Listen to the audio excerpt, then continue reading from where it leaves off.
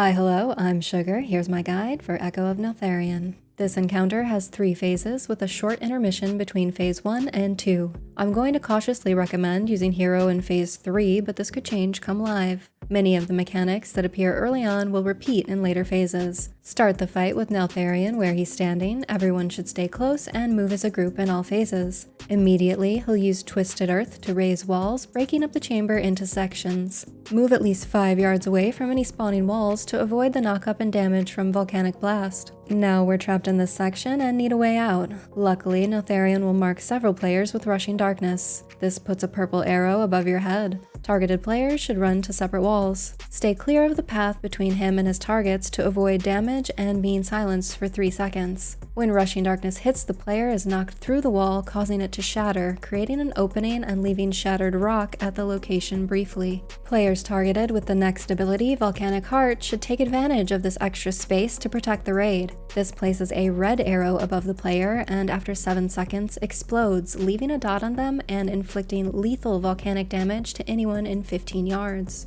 Tanks are also given a way to shatter the walls with Calamitous Strike, which inflicts physical damage and knocks them away, increasing damage taken from the next strike by 200% for 40 seconds. In testing, the walls periodically rebuilt themselves, and it timed out where tanks were responsible for creating the final opening of escape to the next section before his 100 energy ability, Echoing Fissures. This shatters the ground in a 24-yard zone, dealing lethal damage to anyone caught within it, and leaves behind a seeping lava puddle. Players need to run away in the same direction because another hit of volcanic damage occurs at the end of the cast. Healers should rotate CDs as needed here. Each time this is cast, collapsed earth will fall from the ceiling, stunning anyone within 3 yards. At 70%, Neltharion enters a short intermission where he raises the earth, exploding any walls that remain. He'll then begin to channel Surrender to Corruption that deals a raid-wide AoE and bursts the raid with damage at the end of the cast, while raising a new pattern of walls, marking the start of Phase 2.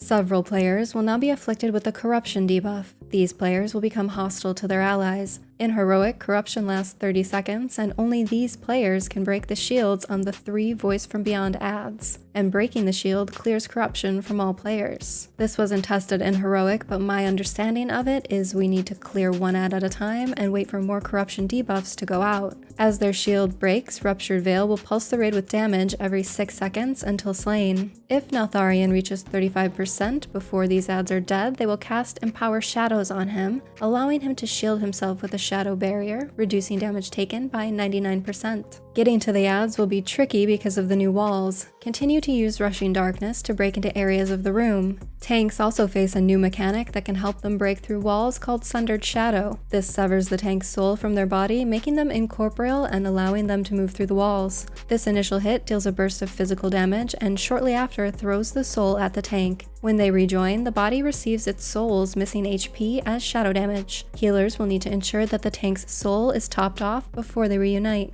Umbral Annihilation AoEs the raid during this phase, and each stack increases damage done by the next one by 100%. Once all 3 Voice from Beyond ads are down, Phase 3 begins. Neltharion will bring up new walls and then use Sundered Reality, turning some of them into portals to a Void Realm. These inflict damage to anyone in 5 yards of impact. Twisted Aberrations will flow into reality through these portals. In Heroic, Unstable Mutation allows them to increase their damage by 50% every 10 seconds. The raid will use these portals to protect against Ebon Destruction. This casts a 15-second dot on the raid and deals a lethal burst of damage to anyone who's not protected within a portal by Sundered Reality. Standing within the portal will deal damage every 1.5 seconds. This also consumes any portals that are used, which helps control the flow of ads. Neltharion will make more portals throughout the fight from sections of wall. We can help prevent the spawn of these by breaking remaining walls with Rushing Darkness and Calamitous Strike. Here's a TLDR of what I've learned about this fight. It wasn't tested much on PTR, so I'm mostly relying on footage from Mythic and LFR tests. If there are any major changes when it goes live, I'll make an updated video, but for now, I hope this helps your group get through the fight. Thanks for watching, and good luck raiding. Okay, bye!